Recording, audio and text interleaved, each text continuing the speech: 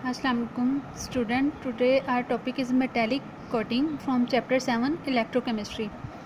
Metallic coating भी हमारे पास जो हम मेथड पढ़ रहे थे प्रिवेंशन के, मेटल की प्रिवेंशन क्रोयन से हम मेटल को किस तरह से प्रिवेंट कर सकते हैं, उसी का ही हमारे पास मेथड है मेटेलिक कोटिंग। लास्ट लेक्चर में हमने जो है वो मेटल को प्रिवेंशन के जो मेथड पढ़े थे मेटल को क्रोयन से प्रिवेंट करने के लिए, उसमें हमने पढ़ा था कि हम मेटल के ऊपर अगर पेंट कर दें, पेंटिंग का पढ़ा था, इसके अलावा हमने एलॉइंग का पढ़ा, इसके अलावा रिमूवल ऑफ स्टेन का पढ़ा कि हम अगर इन 3 मेथड से हम मेटल को क्रोयन से प्रिवेंट कर सकते हैं। आज हम पढ़ेंगे मेटेलिक कोटिंग। मेटेलिक कोटिंग यानी कि एक मेटल के ऊपर दूसरी मेटल की लेयर बनाना, इसको हम कहते हैं मेटेलिक कोटिंग।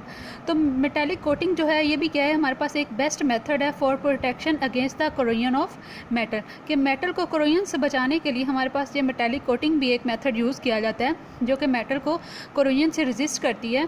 इसमें हमारे पास क्या किया जाता है कि कोई भी मेटल लाइक जिंक, टिन और क्रोमियम को जो है आयरन की सरफेस के ऊपर कोट किया जाता है। आयरन की सरफेस के ऊपर एक बारीक लेयर इन मेटल की बनाई जाती है ताकि हम उस मेटल को, आयरन को डायरेक्ट एटमॉस्फेयर के कांटेक्ट से बचाकर हम उसको प्रिवेंट कर सकें कोरोजन से।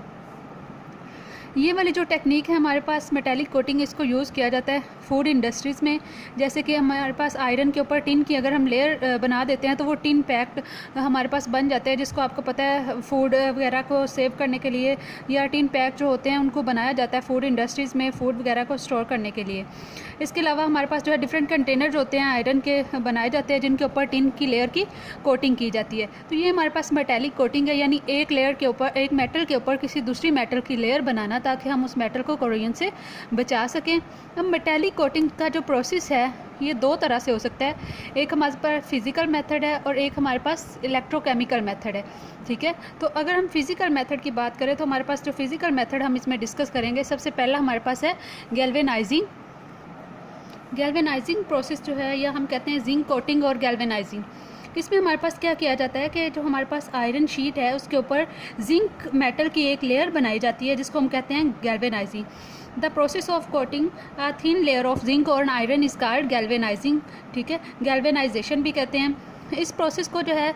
इसका अगर हम प्रोसेस देखें कैसे किया जाता है तो सबसे पहले जो आयरन है जिसके ऊपर हमने लेयर बनानी है उसको साफ़ किया जाता है। ठीक है, क्लीन आयरन जो होता है उसको, इसमें जिंक का जो हमारे पास जिंक क्लोराइड बाथ होता है, जिंक का एक साल्ट है जिसमें इसको डिप किया जाता है और हीट किया जाता है।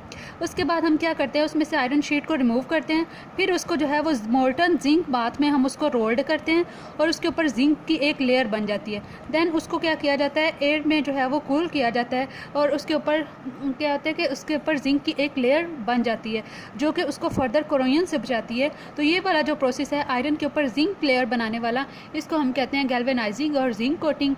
इसके ज़रिए हम काफ़ी हद तक आयरन को जो है वो कोरोजन से प्रिवेंट कर सकते हैं। दूसरा जो है हमारे पास दूसरा मेथड है हमारे पास tin coating.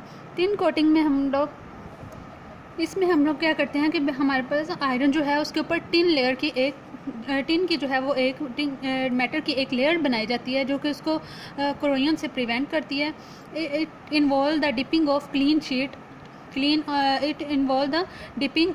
Sheet of iron in the bath of molten tin के बाद में हम इसको डिप करते हैं शीट को। देन उसको क्या किया जाता है, हॉट रोलर में से पास करवाया जाता है। जैसे ही रोलर में से पास होती है तो आयरन के ऊपर टिन की एक लेयर बन जाती है। ठीक है, और वो हम कहते हैं कि इसके ऊपर जो है वो लेयर बनी है जिसको हम टिन कोटिंग कहते हैं। ये वाले इसी तरह जो है वो टिन पैक्स बनाए जाते हैं जिनको जो है वो बेवरेज एंड फूड कैंस कहते हैं, जिसमें फूड को स्टोर किया जाता है। ये जो हमारे पास टिन होता है ये आयरन को प्रोटेक्ट करता है इससे कोरोजन से।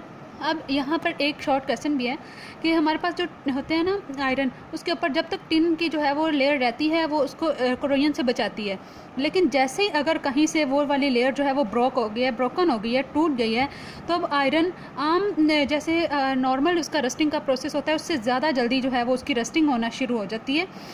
Once it broken, the iron is exposed to the air and water and a galvanic cell is established and iron rust rapidly।